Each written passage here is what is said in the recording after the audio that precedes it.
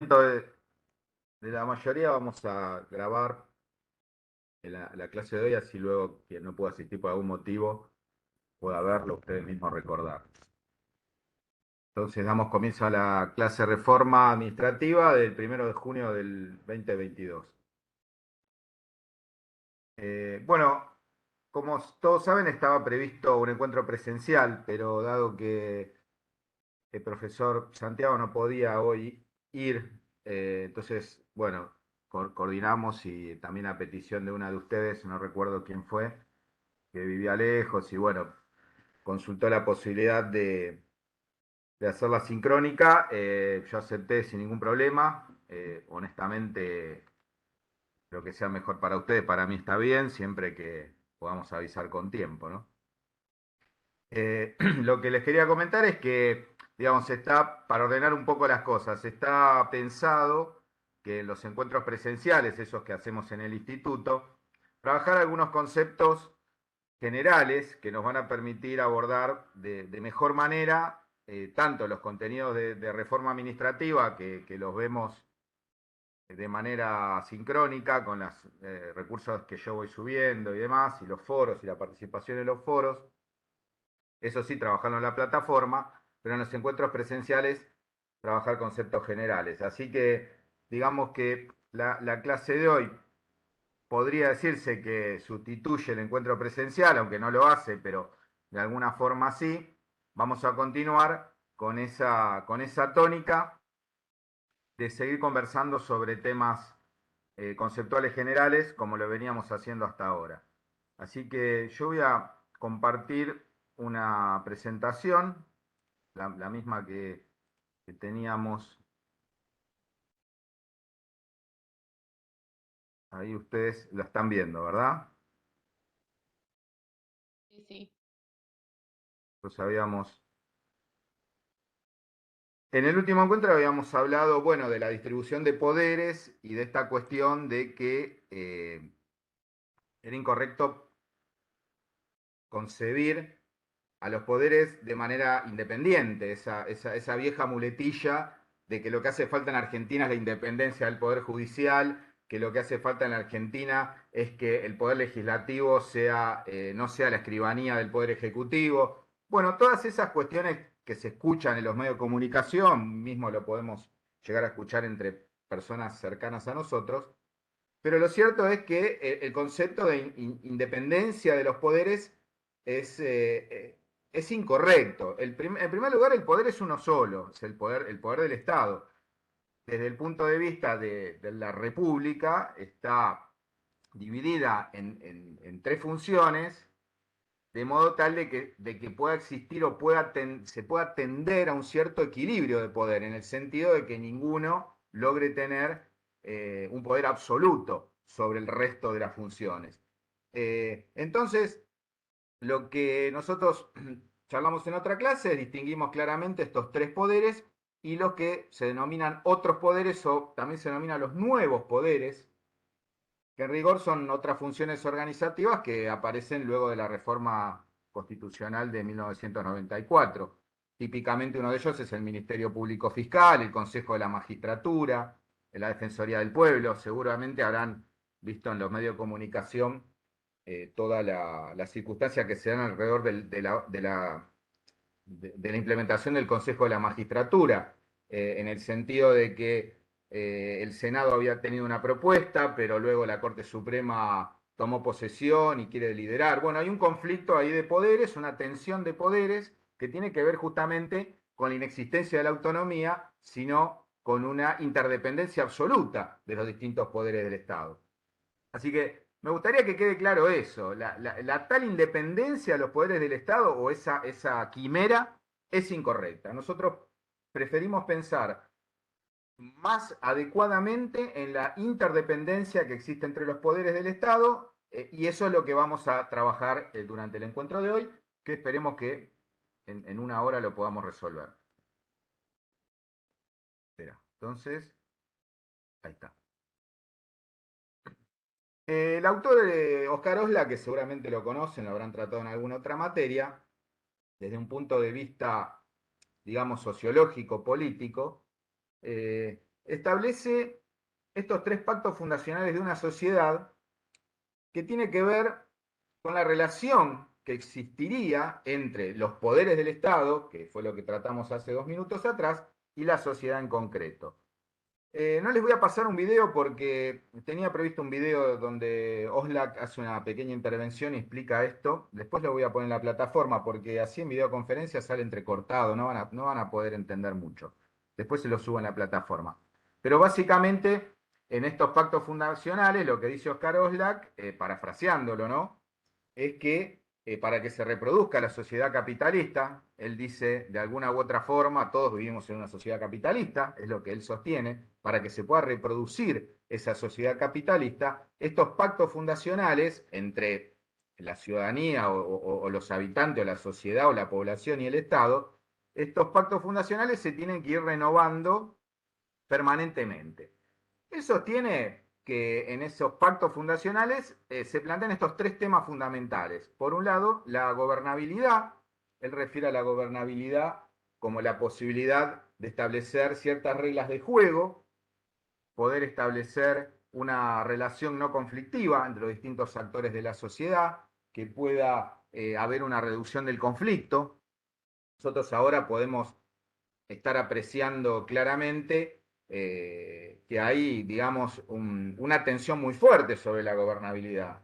Es decir, constantemente está planteado ese tema de los medios de comunicación, que si la interna del oficialismo atenta contra el Poder Ejecutivo, si la oposición actualmente no vota absolutamente ningún proyecto que venga del Ejecutivo. Es decir, está constantemente planteado el tema de la gobernabilidad versus la desestabilización. Entonces, digamos que este elemento, la gobernabilidad, es una cuestión que siempre tenemos que tener en cuenta cuando analizamos una situación determinada, histórico-social determinada de una sociedad. El segundo pacto que establece Oscar Ola, que es la división social del trabajo. Él dice, bueno, sintéticamente, qué rol le corresponde al Estado y qué rol le corresponde al mercado y o a las asociaciones civiles, digamos, de índole privada, como puede ser la fundación y las asociaciones civiles. Esto está también muy en boga en los debates actuales y nosotros lo estuvimos trabajando también puntualmente con el tema de las estatizaciones, de las privatizaciones y estatizaciones, en el caso de aerolíneas, eh, digamos, tuvo ambas situaciones, y lo que tratamos con eso de reflexionar acerca de, bueno, hasta dónde el rol del Estado, hasta dónde el rol del mercado, tratando de entender las funciones sociales que puede tener una empresa y las funciones económicas en relación al mercado. Nosotros dijimos que en ese debate todos podíamos tener nuestra posición, nadie tiene la verdad absoluta. De hecho, lo que intentamos probar es que en ambos casos, cuando se practicó una estatización, la compañía dio déficit, algunos sostienen que no está mal que dé déficit porque cumple una función social, otros sostienen que como debería cumplir una función de mercado porque compite en forma desigual con el resto de las compañías, debería privatizarse, pero cuando se privatizó tampoco funcionó. Entonces, digamos que pudimos problematizar esa cuestión y poder considerar esto que dice Oslak, o sea, la división social del trabajo, qué rol juega el Estado y qué rol juega el mercado, es un elemento que está constantemente en disputa y es parte de estos pactos, digamos, decimos, él dice fundacionales, pero no porque son iniciales, porque justamente se tienen que ir renovando permanentemente, sino estas cuestiones que afectan a la relación entre el poder, la población y el territorio, como dijimos, los 3 elementos que componen el Estado. Finalmente, Oslak habla de la distribución de los ingresos. Él dice que ese elemento también es un elemento de esta tríada de los elementos, de los componentes fundamentales que se disputan en esa relación entre la sociedad y el Estado. La distribución de los ingresos, que bueno, tiene que ver justamente quién se apropia qué, quién se queda con qué de la producción o de las riquezas económicas, en este caso de la Argentina. También van a encontrar ese debate constantemente respecto de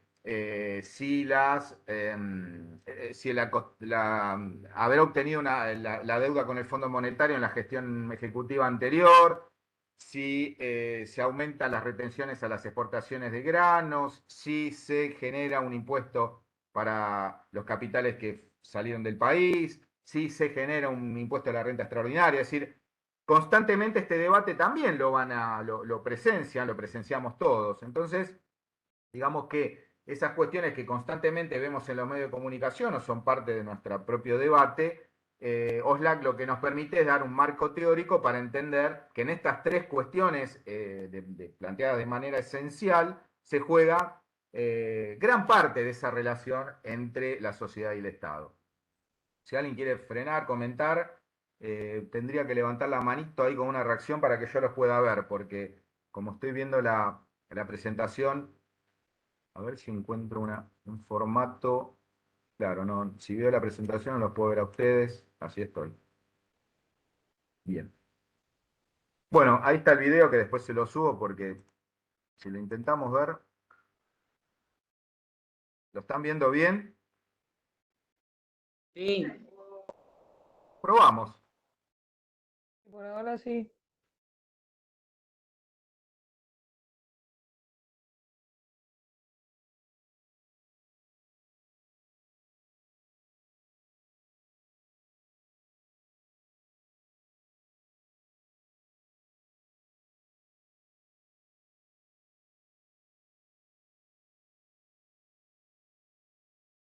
Escucha. Profe, yo no escucho nada. Bien.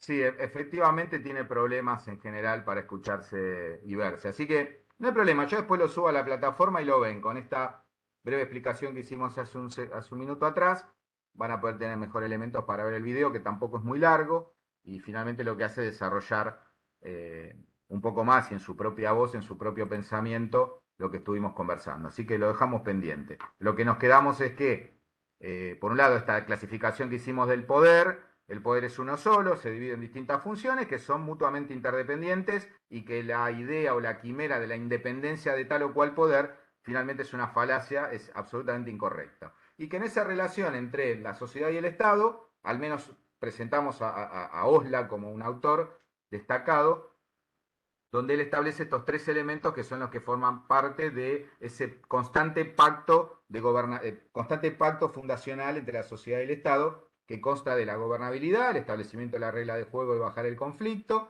la distribución de la riqueza, quién se queda con qué, para sintetizarlo, y luego el rol del Estado y el mercado, en qué medida interviene cada uno. Continuamos. Otra nueva clasificación que vamos a plantear, ya concretamente seguimos hablando del tema del poder. Digamos que para definir el poder como componente del Estado,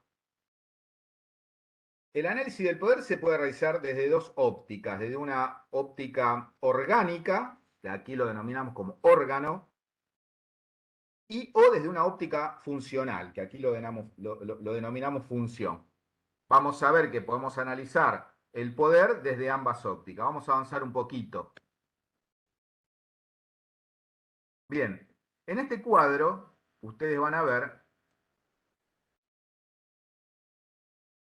cuando hablamos de órgano, hablamos, perdónenme que también tengo que permitir que otros compañeros ingresen. Cuando hablamos de órgano, hablamos típicamente del órgano ejecutivo, que sería la presidencia de la nación. Entonces, cuando vemos que el órgano ejecutivo, el poder ejecutivo, el presidente o la presidenta de la nación, es el Poder Ejecutivo analizado como órgano, pero si lo analizamos como función, es decir, el órgano ejecutivo también tiene funciones legislativas y judiciales. Vamos a ver en qué medida a medida que avancemos en el cuadro. Entonces, la columna que dice norma nos permite entender un poquito más de qué estamos hablando. Entonces, cuando el órgano ejecutivo, que es el presidente o la presidenta de la nación, depende de quién fuere, realiza la función ejecutiva, es típicamente, la norma típica es el decreto de la presidencia de la nación. O sea, un decreto del presidente o la presidenta de la nación expresa típicamente la función ejecutiva dentro del órgano ejecutivo. Ahora, el órgano legislativo, o sea, la Cámara, en este caso el Congreso de la Nación, también desarrolla actividades ejecutivas. Por ejemplo, cuando contrata a una persona, en este caso, yo puse el ejemplo de la Cámara de Senadores de la Nación, senadores y senadoras de la Nación. El vicepresidente, actualmente es la vicepresidenta de la Nación, es la presidenta del Senado de la Nación. Y como presidenta también celebra decretos. No nos confundamos, la vicepresidenta de la Nación es presidenta del Senado de la Nación y en virtud de su presidencia del Senado de la Nación emite decretos. Entonces aquí, si bien desde el punto de vista del órgano, estamos hablando de la Cámara de Senadores, del Poder Legislativo, está cumpliendo una función ejecutiva al decretar, por ejemplo, la contratación de personal o la compra o adquisición de un bien o un servicio. ¿Correcto? ¿Me siguen hasta acá? Vamos bien, ¿no? Vamos a decir que vamos bien. Perfecto.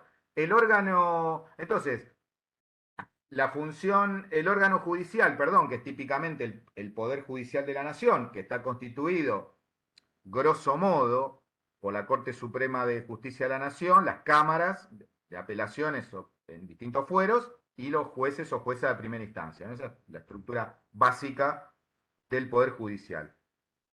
El Poder Judicial también cumple funciones ejecutivas. Lo mismo, de igual modo, una resolución de la Corte Suprema de la Nación también para contratar un personal, para adquirir un bien o un servicio. Lo hace mediante una resolución, que es un acto administrativo, pero típicamente ejecutivo. Vamos a avanzar en el cuadro 2. Espera, estábamos en el 1, ahora vamos al cuadro 2. Acá lo mismo, el órgano ejecutivo, otra vez el presidente, vamos a hablar en la actualidad, ¿no? El presidente de la Nación cumple una función legislativa cuando emite un decreto de necesidad de urgencia. Ustedes saben que la Constitución de la Nación prohíbe que el Poder Ejecutivo asuma funciones legislativas, salvo cuando mediaren situaciones de necesidad de urgencia. En ese caso, la Constitución de la Nación, en lo que establece como las atribuciones del presidente, permite que realice decretos, que son actos administrativos ejecutivos, pero con función legislativa, siempre que luego deban pasar sean ratificados o anulados por el Poder Legislativo. Es decir, el decreto de necesidad de urgencia lo es en la medida que sea por una necesidad de urgencia, porque el Congreso no se puede reunir, porque hay una situación de guerra, porque hay una catástrofe climática. Son varias las situaciones en las que se habilitaría a que el jefe del Poder Ejecutivo pueda tomar una función legislativa. Sin embargo, sabemos y de alguna forma la calidad institucional de un presidente se mide por la cantidad de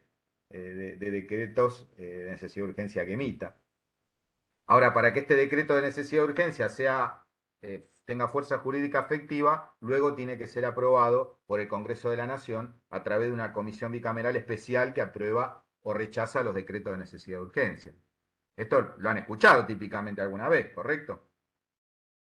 En el caso de el órgano, en este caso el Poder Judicial, la Corte Suprema de Justicia de la Nación, vamos a decir, asume una función legislativa cuando realiza una acordada. Una acordada es un acto administrativo que efectivamente cuenta con el acuerdo por mayoría, si se quiere, por mayoría simple de los integrantes de los ministros y ministras de la Corte Suprema de Justicia. Una acordada no es lo mismo que una resolución, porque una resolución ahí está ejerciendo la función ejecutiva. En una acordada es una decisión colegiada, que se asemeja, digamos, a una función legislativa. Una acordada, bueno, después vamos a ver un ejemplo de cada una de las cosas para que podamos fijar estas ideas que de alguna forma se prestan a la confusión. Vamos ahora por el cuadro 3. Entonces, cuando el órgano ejecutivo, el presidente de la Nación, ¿en qué situación ejerce la función judicial? Bueno, típicamente en un sumario administrativo. Sumarios administrativos, para aquellos que trabajamos en la administración pública, sabemos que es típicamente una función judicial, es decir, hay una acusación o una denuncia, una acusación, consta el derecho a defensa, como existe en el sistema republicano, y se abre un procedimiento que termina en la exhibición o en una sanción. de tipo administrativa, ¿no? Eso después puede continuar el Poder Judicial con un procedimiento penal, pero en principio, si hay una denuncia, por ejemplo, de un caso de corrupción de una persona de la Administración Pública Nacional, se abre un sumario y se hace, entre comillas, un mini juicio. No es un juicio, pero es el órgano ejecutivo realizando una función judicial. En el caso del órgano legislativo, cuando el Congreso de la Nación realiza un juicio político, que puede ser al Poder Ejecutivo o a un juez o una jueza de la Corte de primera instancia. En el órgano legislativo, el Congreso de la Nación, también tiene un procedimiento especial para realizar un juicio político. Se arma, digamos, una comisión acusadora, se arma una comisión que analiza y luego una comisión más que hace el fallo y determina si es factible una destitución o no. En Estados Unidos se denomina impeachment. Aquí es juicio político. Es la forma en que el Congreso de la Nación, el órgano legislativo, puede imponer su voluntad sobre el resto de los poderes. El órgano judicial, el Poder Judicial, ejerciendo la función judicial, bueno, típicamente el fallo judicial, en cualquier instancia, sea un fallo de primera instancia de un juez, sea un fallo colegiado de una Cámara, o sea un fallo de la Corte Suprema de Justicia, que en ese caso es por mayoría simple. Bien, entonces vimos que el poder lo podemos analizar desde el punto de vista del órgano y del punto de vista de la función. Y esto nos permite volver al punto inicial. Lejos de una independencia, existe una imbricada interrelación, revestida de mucha tensión, en la actualidad aún mucho más, ¿no? Estamos en situaciones donde la Corte Suprema está en permanente tensión con el Poder Ejecutivo, el Poder Ejecutivo en plena tensión con la Cámara de Diputados, incluso con el bloque propio de los diputados del Frente de Todos. Los diputados de la oposición también tienen sus conflictos, pero bueno, hoy por hoy son fuerza política y nada más. Bien, entonces nos quedamos con esta idea clara, la permanente estado de tensión e interrelación, o sea, una interrelación que no es pacífica, podemos decir, ¿no? Bien, avanzamos un poquito más. Este que voy a presentar es un ejemplo durante el gobierno del expresidente Macri. Esto debe ser 2019. Porque en este ejemplo se puede expresar típicamente cómo se da este sistema de tensión.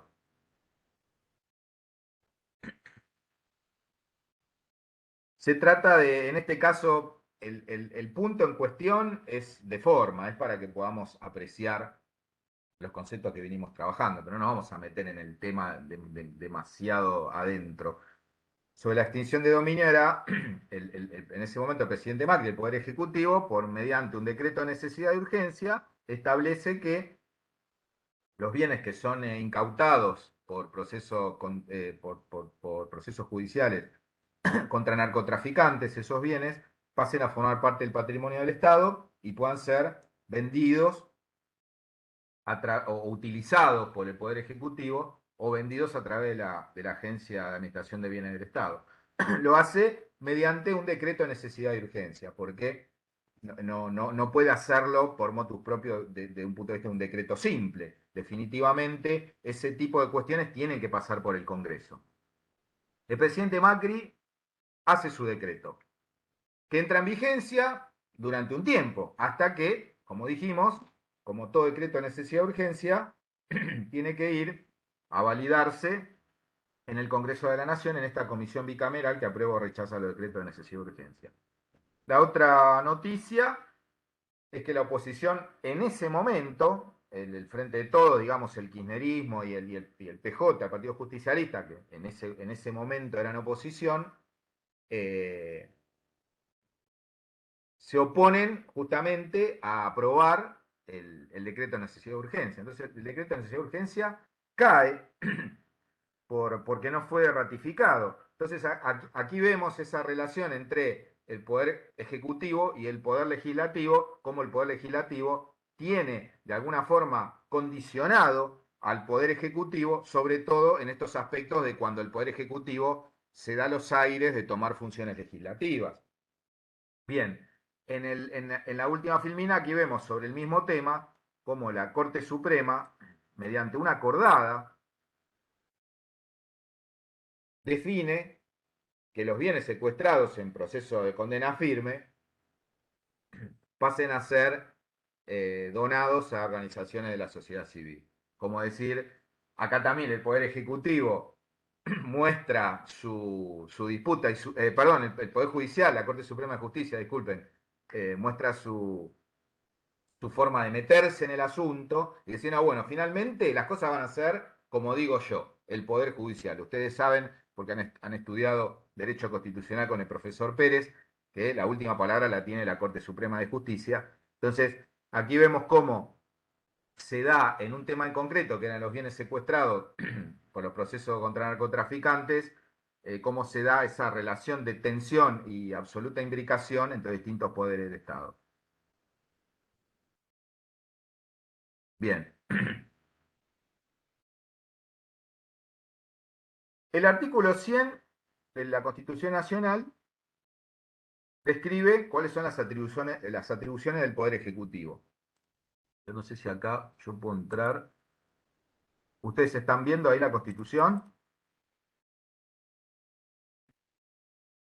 ¿Están viendo la Constitución en la pantalla? No. No. Está dice Constitución de la Nación Argentina, artículo 100, pero, y después la ley Bien, está. 22.520. Ok. Está bien. El tema es que cuando yo vinculo. Mirá, no hay problema, ¿eh? Artículo sexto, ¿no? Que se los cuento.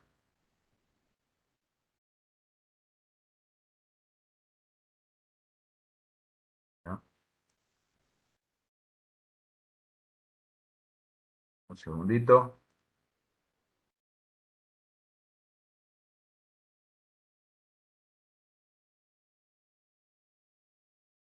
Artículo 100.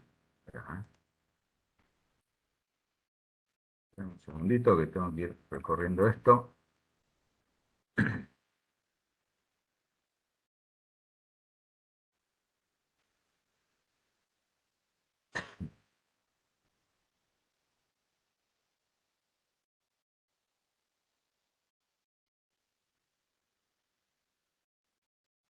Bien, lo que dice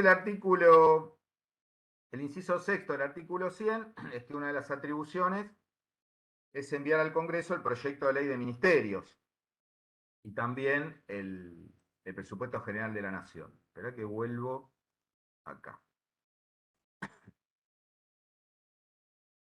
Entre una de las atribuciones del Poder Ejecutivo, según fija la Constitución, es presentar la modificación de la ley de ministerio. Esto significa que cada presidente, cada presidenta puede decidir cómo van a estar constituidos su gabinete, si cuántos ministerios va a haber y sobre qué temas. Esa es una atribución que tiene el presidente. Lo que aquí sucede, otra vez, como el Poder Ejecutivo no puede realizar acciones legislativas, lo que hace es, mediante un decreto de necesidad de urgencia, modifica la ley de ministerios y adecua al gabinete a lo que desea para su gobierno. Entonces, en este caso, para este caso, después cuando le subo esto a la plataforma lo pueden navegar. Aquí lo que van a ver es que el texto ordenado que les estoy mostrando aquí, el proyecto de ley de ministerios, modifica los ministerios en ese momento del presidente Macri. Como ejemplo, perdón, a modo de ejemplo solamente, vamos a analizar la Agencia de Administración de Bienes del Estado. Fue creada por decreto en 2012 para poder tener un ejemplo para abordar estos temas que de alguna forma también nos relacione con la otra asignatura que tenemos, que es la Administración de Infraestructura y Equipamiento, donde la Administración de Bienes del Estado juega un rol muy importante. Entonces, el Poder Ejecutivo tiene la potestad, la atribución de definir cómo va a ser su gabinete y dentro de ese gabinete que define, la creación de nuevos organismos para llevar adelante sus funciones ejecutivas, ¿verdad? Esa es atribución. El Poder Legislativo, en este caso, no puede decir, no, pero vos no podés crear una agencia de bienes del Estado. No puede meterse, porque es una atribución que tiene al modificar la ley de ministerio. mediante una decisión administrativa, que es un acto administrativo que toma el jefe o la jefa de gabinete de ministros, aprueba, en este ejemplo de la Agencia de Administración de Bienes de Estado, aprueba la estructura organizativa y el organigrama. Lástima que no podemos verlo ahora. Acá este video de la AVE no la van a poder ver. Esto también lo pueden navegar una vez que suba a la plataforma. Quiero ir a un punto en concreto. Bien, vamos un poquito más para atrás. Entonces, en un par de momentos, ahora futuro, vamos a analizar qué es una estructura y qué es un organigrama, términos conceptuales. Pero digamos que la estructura y el organigrama no es lo mismo, ¿no? El organigrama, justamente como tal, por su sufijo grama, es un gráfico, es una representación gráfica de un sistema de relaciones. La estructura, como se dice, hay cambios en la estructura, cuál es la estructura de tal ministerio, define las misiones, las responsabilidades primarias y las misiones y funciones de cada una de esas unidades administrativas.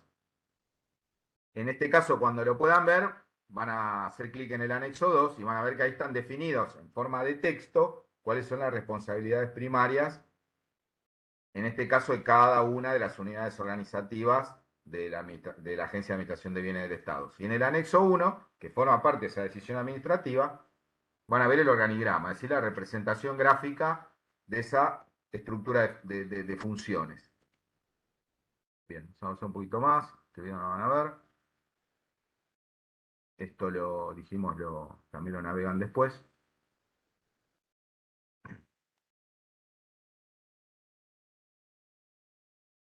Bien, entonces, sobre la responsabilidad primaria, cada estructura organizativa, cada unidad administrativa tiene una responsabilidad primaria, porque ¿se acuerdan que vimos el principio de la competencia? O sea, el principio de la prohibición, es decir, que ninguna unidad administrativa del Poder Ejecutivo puede realizar ninguna acción si no está expresamente autorizado por una norma, diferente al caso de las acciones individuales, que rige ese principio de lo que no está prohibido está permitido. Podemos hacer todo lo que no esté prohibido, como individuos.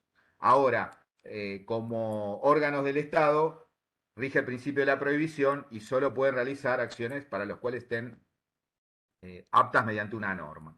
Por eso ponemos este caso. En este caso, la responsabilidad primaria es lo que define la competencia, es decir, hasta dónde llega la capacidad de intervenir de esa agencia estatal. En este caso, es la generación de política, normas y procedimientos para la gestión de los inmuebles del Estado.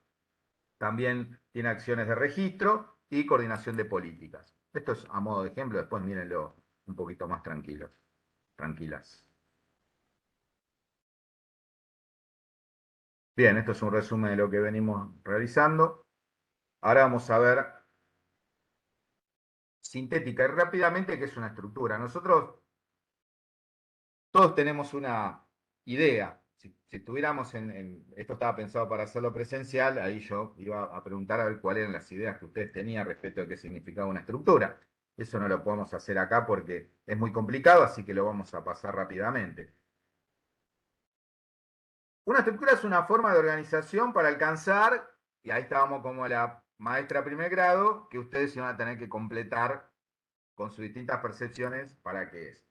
Es una forma de organización para alcanzar no sabemos qué. Es un sistema de relaciones que no sabemos de qué tipo y es una división de no sabemos qué. Pueden ir pensando cómo llenar esos puntos suspensivos.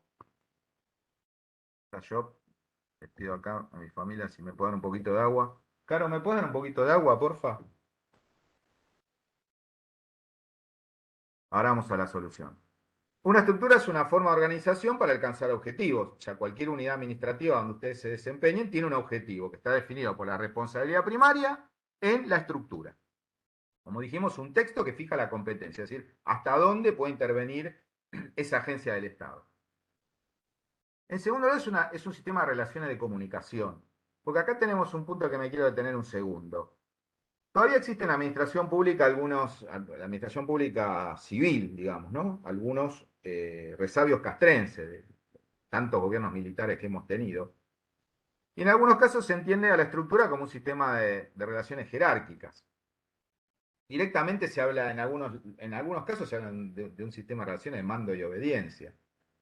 Nosotros preferimos pensarlo desde un punto de vista democrático como un sistema de comunicación. O sea, la estructura es un sistema de comunicación. Si bien tiene niveles jerárquicos de más o menos responsabilidad, eso está claro que es así, pero en una organización republicana de un país democrático, la estructura es un sistema de relaciones de comunicación donde la comunicación sube, digamos, de las organizaciones básicas, dentro de una estructura, los planos más básicos de la organización, sube información, la comunicación sube mediante información y desciende mediante decisiones. Pero siempre estamos hablando de comunicación, no estamos hablando de mando y obediencia. Dice, no, porque mi jefe, mi jefa, hay funciones de jefatura, pero hay personas que están a cargo de la función de jefatura, pero no existen jefes ni jefas en la administración pública. Existen coordinadores, coordinadoras, directores, directoras, en todos sus niveles, ministros o ministras, presidente o presidenta. Y el jefe o jefa, el único jefe que hay es el jefe de gabinete de ministros. Como yo siempre digo, el único jefe que tengo es el jefe de gabinete de ministros, hoy en Mansur. Ese es mi primer jefe. En el medio son todos intermediarios que hacen que la decisión del jefe de gabinete, que es el segundo del presidente de la nación, el jefe del Poder Ejecutivo, llegue hasta mí. Yo no tengo ningún cargo, no tengo función ejecutiva, no tengo cargo. Soy responsable de una unidad, pero que no tiene reflejo en la estructura. Tengo un superior jerárquico inmediato que es un director general, creo que es su rango. Yo, de mi director general, elevo información y recibo decisiones, mientras estén dentro de un plano razonable y de acciones democráticas e íntegras, las voy a cumplir. En la medida que se corran, no. En la medida que sean íntegras y democráticas, las cumplo. Pero yo siempre digo, vos no sos mi jefe. Vos sos un intermediario entre mí, que soy un empleado, y el único jefe de la administración pública, que es el presidente de la nación, o en este caso el presidente. Ustedes van a ver que las atribuciones que tiene el presidente de la nación son que es el comandante supremo de las Fuerzas Armadas y es el jefe de la administración pública. En el medio, otra vez, son todos intermediarios o intermediarias que facilitan o perjudican un flujo de información, que sube como información y baja como decisiones. Y el último punto, una división de tareas. No todos hacemos lo mismo. No solamente por niveles jerárquicos, sino por materia de acción. Ustedes piensen, los que trabajan en la administración pública, sea en el gobierno de la Ciudad de Buenos Aires, o sea en la administración pública federal, ustedes forman parte con unas determinadas tareas que pueden compartir con otros miembros del equipo, pero que no comparten con otra área. Ustedes trabajan en el área tal y hacen tal cosa. Hasta acá estamos, ¿no? Entonces dijimos, ¿qué es una estructura? La definimos. Una forma de organización para alcanzar objetivos, un sistema de relaciones de comunicación, no de mando y obediencia, no de jerarquías, y es una división de tareas que justamente tiene relación con poder alcanzar los objetivos. Ahora vamos a ver brevemente qué tiene una estructura. Tiene jerarquías tiene un sistema de coordinación y control para, no sabemos qué, y tiene puestos de trabajo definidos por no sabemos qué. Traten de llenar esos puntitos con alguna idea. Y si la única idea son las milanesas que nos queremos comer en un ratito, avanzamos un poco. Entonces, tiene jerarquía para establecer niveles de dirección, lo que decíamos. En una estructura no se dan órdenes, se toman decisiones. Las órdenes... Perdón, ¿eh? Carito, ¿me das un poco de agua, por favor? En la administración pública se toman decisiones, no se dan órdenes. Si algún jefe, alguna jefa tiene ganas de dar órdenes, no hay ningún inconveniente. Se alista en la gendarmería, en la prefectura, en alguna fuerza de seguridad, en el ejército, y ahí se puede sacar las ganas de dar órdenes y que se la den así. En la administración pública se toman decisiones, no se dan órdenes.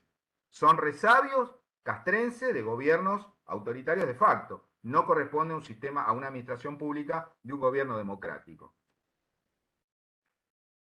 es un sistema de coordinación y control para actuar en conjunto hacia un fin en sí mismo. Claro, si no hay una coordinación y cada uno hace lo que quiere, difícilmente podamos llegar a cumplir los objetivos. Se entiende, ¿no? O sea, hay una persona que tiene a su cargo varias áreas, tiene que coordinar que cada uno haga su parte y controlar que cada uno haga su parte para llegar al fin común.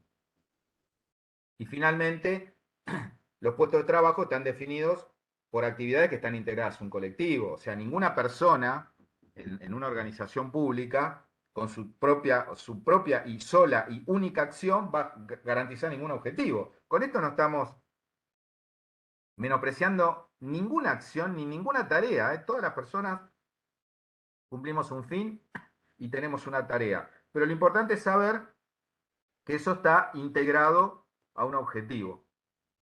Caro, ¿me das por favor un poco de agua? Caro. No me escuchan.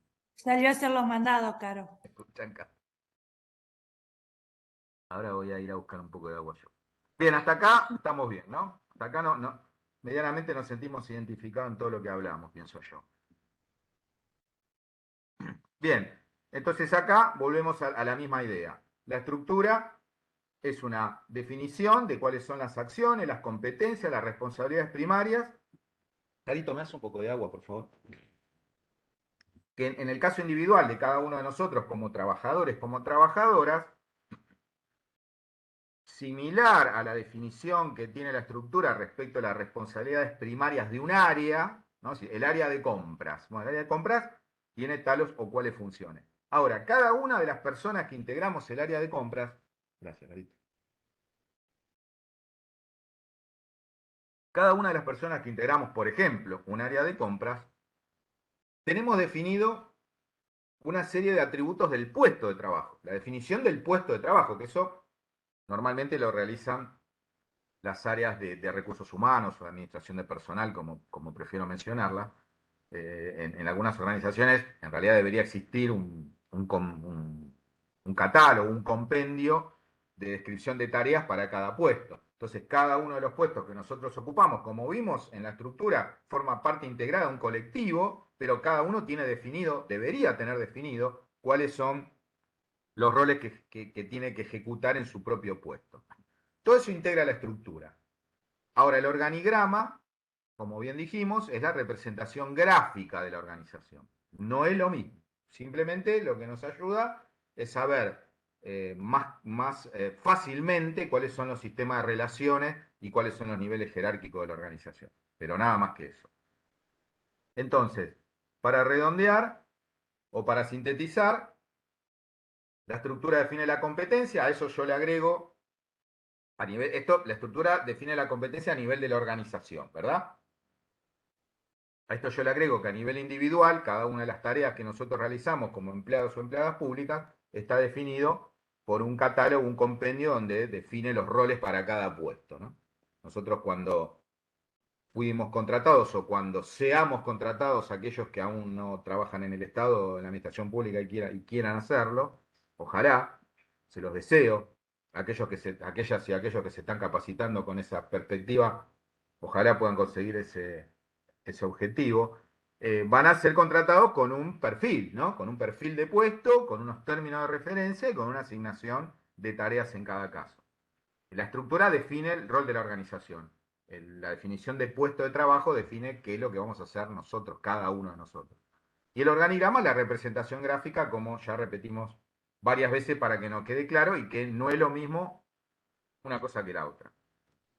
Bien. Entonces, acá viene la tarea que voy a abrir un foro mañana cuando suba la clase de hoy, tanto la clase grabada como el PowerPoint, también voy a abrir un foro para que todos podamos hacer esta pequeña intervención.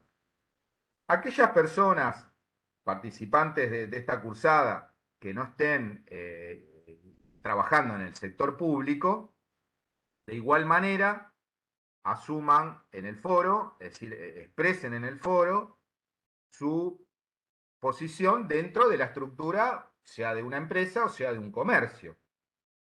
Aquellas personas que no están trabajando ni en una empresa ni en un comercio, que, bueno, hagan un ejercicio de qué les gustaría, ¿no? Y traten de definirse o pidan a otro compañero algún ejemplo. La idea es que podamos poner en acción mentalmente estas cuestiones de la estructura y las tareas y ubicarnos cada uno en su rol.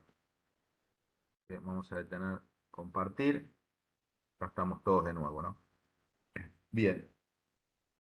Ya estamos finalizando. Sobre la tarea del foro, yo después la voy a explicar ahí en el foro, en la plataforma, pero ¿alguna duda respecto de eso? Las personas que por ahí no están en el sector público o no están en este momento trabajando, entiendan que es un ejercicio mental también y que pueden de última simularlo. Respecto de los conceptos que vimos, bueno, repito, conceptos básicos, no básicos en el aspecto menospreciativo de la palabra, sino en el aspecto esencialista. Es decir, es muy importante que tengamos claro este tipo de cuestiones esenciales para poder abordar distintos niveles de conocimiento de las tareas de la administración pública. Esto también es útil para abordar el estudio de la administración de infraestructura y el equipamiento, que es la asignatura de los jueves, que algunos de los que están hoy aquí no están en la otra asignatura, pero como soy yo la misma persona, algún tipo de sinergia va a haber obligadamente. Si no hay objeciones, preguntas, conversaciones, aportes, damos por terminada la reunión. Mañana mismo voy a tratar de subir todos los recursos que le digo. Nora, Ente, quiere hablar. Ahí va. Hola, Nora. hola, ente. ¿Qué hablamos por ente? Porque en derecho administrativo estaba leyendo que es órgano, tiene ente y adentro órgano. ¿Estoy bien encaminada o...? ¿Vos te referís, por ejemplo, a cuál es el concepto de ente? Claro, porque ya me mareé con Claro. el tema de Bien. estructura, Claro. organización, ente Bueno, y... en principio, para colaborar a no confundirnos, yo en ningún momento mencioné la palabra ente, porque me parece que justamente si yo la menciono va a complicar más de lo que va a aclarar. Igualmente, como se usa para los empleados y empleadas públicas, se usa otra palabra que tampoco es de mi preferencia, que es la palabra agente, ¿no? Cuando se Sí. refieren al personal. Yo no Ujú. utilizo en mi vocabulario ni la palabra agente ni la palabra ente, porque me resultan de un grado de abstracción tan alta que no logro hacer operativo ese concepto y no me termina diciendo nada. Entonces, en la Administración Pública Federal, que coincidimos en que es, por ejemplo, el Ministerio de Agricultura de la Nación, es parte de la Administración Pública Federal, nosotros tenemos organismos centralizados, como puede ser el Ministerio de Agricultura de la Nación, organismos, que tampoco la palabra me gusta porque es una metáfora biológica que tampoco es muy feliz, pero bueno, es la que se usa, ¿no? Se usa la palabra organismo, pero no por la metáfora biológica, sino por el concepto de órgano, que es más un concepto también judicial. Pero bueno, más allá de la disquisición semántica, un ministerio es un órgano centralizado. Y luego hay organismos descentralizados, que en algunos casos también se denomina entes descentralizados. Pero, te repito, la palabra ente es una palabra abstracta que sumamos para confundir más que para aclarar. Yo trabajo en el Servicio Nacional de Sanidad y Calidad Agroalimentaria. Es un organismo descentralizado bajo la órbita del Ministerio de Agricultura y Ganadería de la Nación. Esa es la definición exacta que tiene el servicio. Si es un ente, si es una entidad, son, ya te digo, categorías que yo no utilizo porque me resultan poco significativas. Podemos, por supuesto, en otra clase trabajar el tema a nivel semántico, pero yo te diría que cuando escuches o leas algo respecto de un ente, de una entidad, referilo a que están hablando de una organización. Porque ahí porque tenés otros conceptos. Está la organización y la institución. Uno puede decir, la institución no es lo mismo que la organización. Uno puede decir la institución, por ejemplo, la institución policial. Vamos a hablar de la policía de la ciudad, que hay muchas personas que trabajan en el gobierno de la ciudad. La policía de la ciudad, bastante reciente, porque siempre fue la policía federal, la policía fue la policía federal, al menos en la ciudad de Buenos Aires. Uno tiene una referencia institucional a la policía porque ¿qué hace la policía? Ya nos decían de chiquito, Robertito, no te portes mal porque va a venir la policía. Entonces, hay una referencia institucional en el sentido de una imagen de lo que significa en la cultura de una sociedad. A eso podemos referir cuando uno dice el carácter institucional. El club, no quiero nombrar ningún club, pero el club de barrio. El club de barrio, ¿no? Es una institución el club de barrio, donde íbamos a practicar deportes, los que podían, ¿no? Los que pudimos, ¿no? No todo el mundo puede, aunque hay clubes de barrios también muy accesibles también. Yo he trabajado en el gobierno de la ciudad, en el barrio 1114, y hay clubes donde los chicos juegan al fútbol ahí también.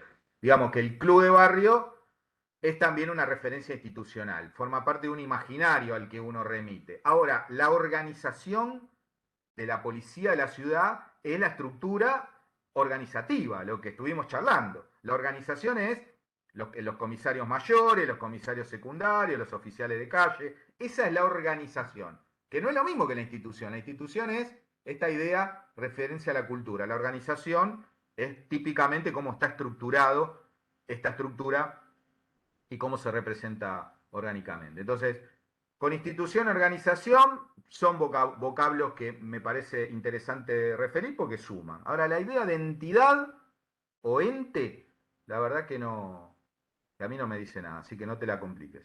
Bien, ¿alguna otra pregunta? Si no hay más preguntas, ahí está. Ana Laura, vos era que me decías que por ahí tenías que ir con tu hijito porque no lo podías dejar. ¿Eras vos?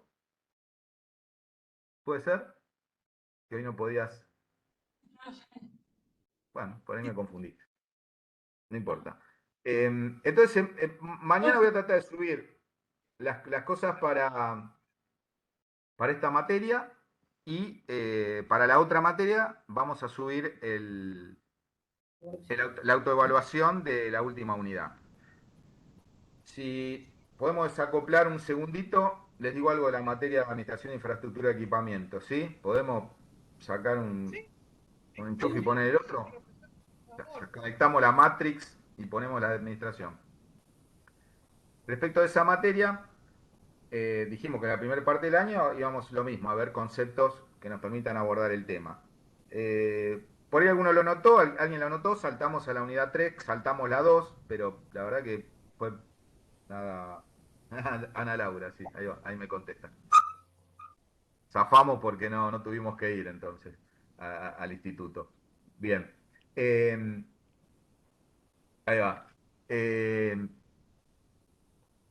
Entonces, hay dos grandes bloques que estamos tratando introductoriamente, llamémosle, en la materia de administración de infraestructura y equipamiento.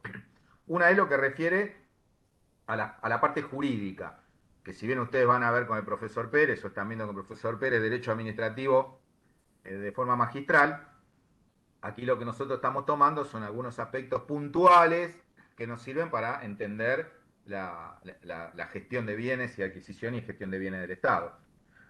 Falta una lección, una o dos lecciones más sobre el tema jurídico para ya terminar con lo que realmente nos interesa, que es el contrato administrativo, que es típicamente donde se cristaliza esa adquisición del Estado, mediante el contrato. Ya lo vamos a ver, que puede ser un contrato de 20 hojas, puede ser una orden de compra de una hoja. El contrato conceptualmente es un compromiso mutuo de las partes donde el Estado Nacional tiene prerrogativas por encima del sector privado. Pero eso lo vamos a ver después. Pero ese es el final a donde queremos llegar. El otro bloque que vamos a trabajar, que es la unidad 2 que yo salteé, pero después de la 3 vamos a volver a la 2 para confundir un poco. La unidad 2 tiene que ver con los aspectos de administración financiera de la administración y la adquisición de bienes del Estado. Cómo impacta una adquisición de un bien y servicio dentro de la administración financiera del Estado. ¿Qué porcentaje, o mejor dicho, qué impacto tiene la adquisición de los bienes de parte del Estado dentro del movimiento económico de una sociedad, hasta llegar a los sistemas propios de administración financiera? Ahí también vamos a tener que recorrer algunos o refrescar algunas ideas de lo que es un proceso, de lo que es un sistema, que todos tenemos alguna idea, pero vamos a tratar de cristalizar un poquito, como esto que yo siempre digo, de que si te apretan en un ascensor y te dicen qué es un sistema, ¿viste? Que vos puedas decir un renglón seguido sin titubear, ¿no? O sea, esa es la idea, que podamos fijar algunos conceptos claramente y simplemente, ¿no? Que lo podamos retener. Entonces, vamos a terminar de ver aspectos jurídicos, vamos a ver 2 o 3 unidades de la parte de administración financiera, de los aspectos económicos de la administración de infraestructura, y yo pienso que ya en la segunda parte del año vamos a entrar directamente a los procedimientos, a los pliegos, a las gestiones, ya vamos a entrar directo al sistema comprar, algunas referencias a los sistemas de compra de la ciudad también lo vamos a ver. Pero bueno, quería plantearle esto, que vamos a tener un cuestionario antes que termine, antes de entrar al receso, probablemente tengamos un cuestionario, algún trabajito que hacer para generar parar la pelota y ver cómo estamos, y generar también una nota, un requisito, que es la evaluación, digamos, sumativa, que es la que pide el instituto para poder certificar la aprobación de la asignatura.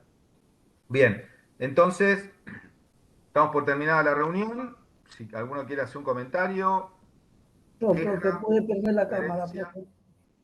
¿Quién habla, Yo, perdón? yo, profe, que pude prender la cámara, no sé ni qué le toqué. Karina. No sé ni qué le toqué, pero se prendió. Bien, buenísimo. Ahí está. Bueno, entonces, cualquier cosa estamos en el mail y nos veremos. La próxima clase presencial sería la del primer mes próximo, pero ahí está el receso en julio, así que creo que el receso empieza el 9, así que podemos llegar a tener un encuentro presencial con la materia de reforma en el mes de julio. Esperemos. Independientemente de lo que haga el profesor Carreño, ¿eh? Yo digo, hoy me solidaricé y me adapté a la situación, pero es importante que tengamos un encuentro presencial. Así que el que corresponde al mes de julio, ya les digo, lo vamos a hacer. Si el profesor Carreño toma otro temperamento, bueno, cuando termina la clase conmigo, se van todos a un after office, pero a la clase nuestra les voy a pedir que vengan. En el caso de la administración de infraestructura, también me adapto. Soy una especie de ameba que me adapto a la necesidad de todo el mundo. Ahí con el profesor Fuentes. Que bueno, por la dinámica de trabajo del profesor Fuentes, hay poco tiempo entre que él toma la decisión de lo que va a hacer en relación a lo que se planifica. Por eso es muy difícil ese tema. Yo lo que no quiero hacer es hacerlos ir solamente por mi materia. A veces el profesor Fuente necesita el horario de la asignatura que dicto yo, porque él después tiene otra ocupación. Bueno, trato ahí de ser colaborativo con él y con ustedes también, y ver cómo nos organizamos, ¿no? Ahí la materia de administración de infraestructura de equipamiento se presta más para los encuentros sincrónicos y para las tareas asincrónicas en la plataforma. Así que ahí puede que tengamos un encuentro presencial, depende cómo vaya trabajando el profesor Fuentes la cosa. Con reforma, sí, el próximo encuentro de julio quiero que nos veamos, que nos encontremos en el instituto. ¿Está bien? Así van comentándole al resto de los compañeros, igual esto queda grabado. Profe, o sea, la de mañana no es presencial. ¿Mía o no? Entiendo que el profesor Fuentes, pero tomalo con pinzas porque yo intermedio con otro compañero, creo que mañana va a dar una presencial en la primera hora, o sea, en la que sería de mi asignatura. Ah, Pero ok. no estoy seguro, ¿eh? Tómenlo como una versión. Ahí el que define es él, en todo caso con su auxiliar, que es Daniel Zapata, pienso yo que él tiene forma de comunicarse con ustedes, ¿verdad? Para decirles cómo va a ser la cosa. Profesor, entonces con usted en junio presencial no. En junio, en reforma administrativa ya no, para respetar Los el... miércoles. Exacto, la de hoy presencial va a ser recién en julio, pero va a ser Ajá, presencial en julio. No sí, como hoy, que como el profesor Carreño no podía y una compañera me habló no. temprano y me dijo que vivía lejos, dije, bueno, hoy vamos a hacerla virtual. La que corresponde a presencial de julio, de reforma, no toco madera, si Dios quiere, si nada sucede malo, que no tiene por qué suceder, nos vemos en el instituto. Ah, Eso está, listo. compromiso mutuo. Ahora, hablando de los jueves, demos un poco Sí. más de dinámica. Y Ah, puede que, no sé, a mí me gusta ser un poquito más anticipatorio, sobre todo para ustedes, porque todos tenemos cosas que sí, planear. es mejor porque muchas veces salimos de trabajar a las 5 y nos enteramos a 6 menos cuarto que tenemos presencial y se nos Claro, complica. O una materia que empieza a las 8. ¿Qué hacemos ahora en la claro, por calle eso, también? de mi parte, yo hago mi mayor esfuerzo para que eso no suceda, al menos con mis asignaturas. Con las de los demás no lo puedo hacer. Es Sí, decir, sí, hoy bien, yo, bien, digamos, gracias. saqué la clase presencial para favorecer a la decisión que tomó el profe Carreño y a ustedes y a la persona que me habló temprano. Ahora, mañana, si el profesor Fuentes pone una clase presencial, bueno, yo tampoco tengo tiempo de decirles, bueno, invertimos los horarios, entonces la segunda hora la toman presencial conmigo, ¿viste? Todas esas cosas tampoco tanto desorden, ¿no? O No, pero sea, ya sabemos que con usted no tenemos. en principio no, Por no eso, quita ya que el sabemos profesor eso. Fuentes, perdón, no quita que el profesor Fuentes No, sí eso quiera dar una aparte. clase, perdón, No, no quita que el profesor Fuentes sí quiera dar una clase presencial y para beneficio de ustedes lo haga en la primera hora. Entonces mi está asignatura bien, sí, sí. corre para darle el horario a él, para que ustedes se puedan ir antes. A ver qué me dice presencial. La clase del 2 de junio, o sea, mañana es presencial. Está diciendo Ana Laura, que se ve que lo ha notificado Fuentes y Zapata. O sea, mañana tienen presencial, entiendo que en la primera hora, en la que sería la asignatura, la hora que corresponde a mi asignatura. Pero yo no voy a poner una presencial después de él para invertir los horarios porque la verdad que no. Es demasiado así, no sé cómo explicarte, vertiginoso, ¿viste?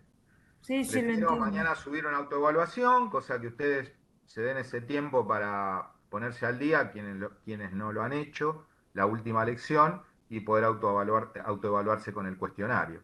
¿Sí? ¿Les parece bien? Sí, gracias, profesor. Bueno, como decía Tato Bores, Bermud con papas fritas y good show. Que tengan una buena noche, Que una buena siga semana. bien. Buenas noches. Buenas Otra noches, vez, profe, buenas noches. Ah, profe. chao, profe, gracias. Chao. Buenas noches. Buenas noches. Buenas noches.